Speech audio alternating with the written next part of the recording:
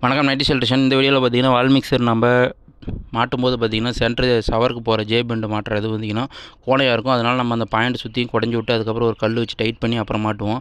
நான் பொண்ணு இந்த மெத்தட் வச்சு நீங்கள் மாட்டிங்கன்னா அந்த மாதிரி மாட்ட வேண்டிய அவசியம் இல்லை. சுலபமாக நீங்கள் ஒரு ½ அன் ஹவர்லேயே வால் மிக்சர் ஈஸியாக மாட்டிடலாம். நான் சென்டர் டு சென்டர் 6 இன்ச் வச்சுருக்கேன். உயரம் பார்த்தீங்கன்னா 7 இன்ச் வச்சுருக்கேன். இந்த மாதிரி நூலை கட்டி 2 பக்கமும் குத்தா வச்சு பார்த்தீங்கன்னா சென்டர் அளவு வந்து மாறாது. நீங்கள் வால் மிக்சர் மாட்டும்போது ரொம்ப ஈஸியாக மாட்டிக்கலாம். அந்த மாதிரி தான் இந்த அளவு வச்சு இந்த டேப் பாயிண்ட் போட்டேன். ஃபினிஷிங் ஆனவே டைல்ஸ் ஒட்டிட்டாங்க. நாங்கள் இந்த இதுக்கு பாருங்கள் வால் மிக்சர் மாட்டுறேன். நான் அந்த நூலை கட்டி தொங்க விட்டது எவ்வளோ ஈஸியாக இருக்குன்றதை பாருங்கள். இடைப்பட்ட கேப் 6 இன்ச்சு, உயரம் பார்த்தீங்கன்னா 7 இன்ச்சு. இப்போ லெக்கு போட்டு சொனாட்டாங்கிற ஒரு கம்பெனி தான் வால் மிக்சர் மாட்டிருக்கேன். கீழே வந்து வால் மிக்சர் செட்டு மாட்டிட்டேன். ஒரு வெயிட்டை கட்டி நூலை கட்டி தொங்க வரோம் பாருங்கள். ஜே பெண்டுக்கு போகிற பாயிண்ட் பாருங்கள். அக்யூரேட்டாக சென்டர் பாருங்கள் எவ்வளோ நேராக இருக்குது. இந்த மாதிரி நீங்கள் மாட்டும்போது பார்த்திங்கன்னா உங்களுக்கு வால் மிக்சர் டைம் எடுக்காது மாட்டுறது. டக்கு டக்குன்னு நீங்கள் மாட்டிட்டு நீங்கள் வேறு வேலையை பார்க்கலாம்.